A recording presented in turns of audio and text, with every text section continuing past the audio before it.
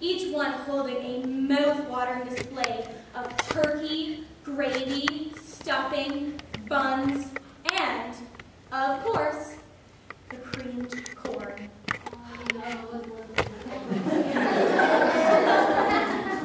Immediately, my friends began to grab at the slices of turkey like a flock of seagulls fighting over the same leftover sandwich.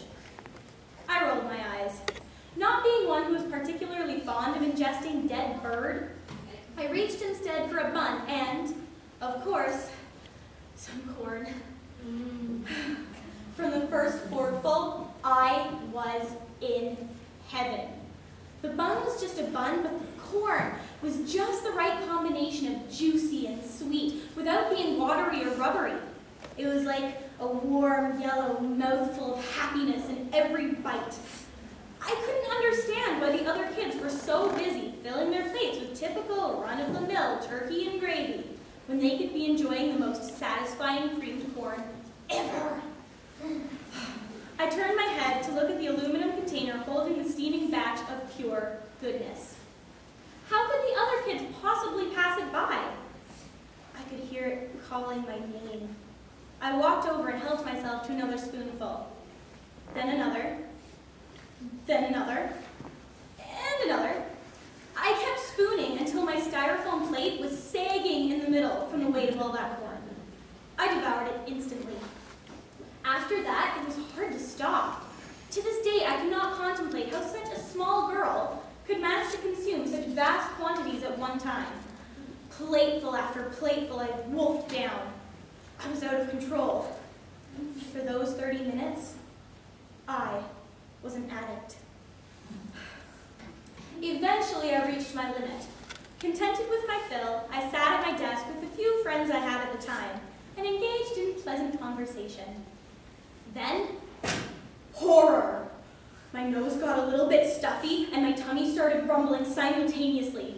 I reached for a Kleenex from my teacher's desk to blow my nose and... Before I go on, there's something that you guys should know about me. I think that inspecting your snot after blowing your nose is completely unnecessary. It's like people think that if they blow their nose enough times, eventually they'll just start shooting diamonds out of their brain.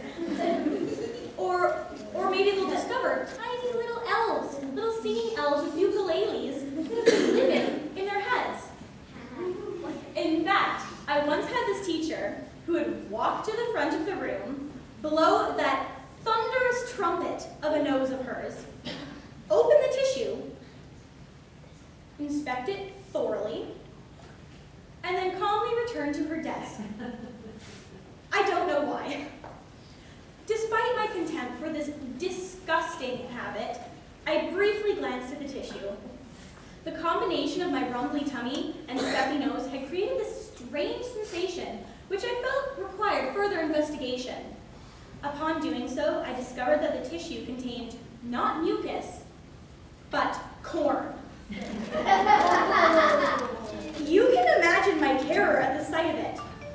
Corn had come out of my nose!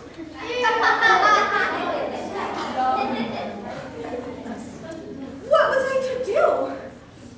What if someone found out? I would forever be the girl who could shoot corn out of her nose. I would be forced to join a band of carnies and be a sideshow at a traveling show. Or, even worse, perhaps I would turn into a giant plant and have to bury my feet in dirt just to stay alive. Humiliated, I stuffed the wad of Kleenex into my nose to keep the corn in and laid my head down on my desk. I kept quiet and waited for the final bell to ring so I could finally go home. It was the longest day of my life. At last, I got off the bus and slammed the door behind me as soon as I got home. My older sister was in the kitchen. With tears streaming down my face and the wad of Kleenex still stuffed up my nose, I ran up to her and threw my arms around her dramatically. "You have to help me!" I bawled. What's wrong?" she asked, concerned. She looked perplexedly at the corner of the hanky still hanging natural as I proceeded to explain my frightening tale to her in detail, painfully describing my horror and shock upon discovering the corn in my Kleenex. She laughed. That's right. She threw her head back and laughed at me. There I was, going through a major crisis, and her first reaction was to bend in half? Clearly, she did not understand the seriousness of the situation. I could have died.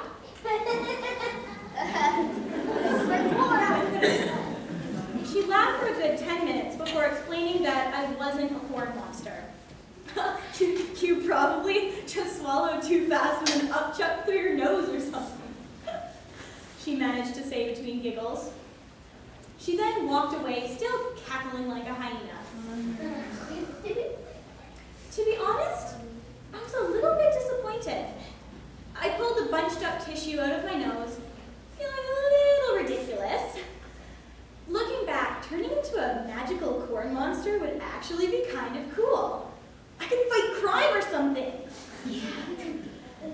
Eventually, I got over my disappointment. Years went by, and although I had many strange incidents since then, corn never again came out of my nose. Personally, I don't think that incident was very funny. I probably would have forgotten all about it if a certain sibling of mine would ever let me live it down. In fact, I hadn't thought about that day for ages until last night at dinner. Our mom made us this really nice meal: fried tofu,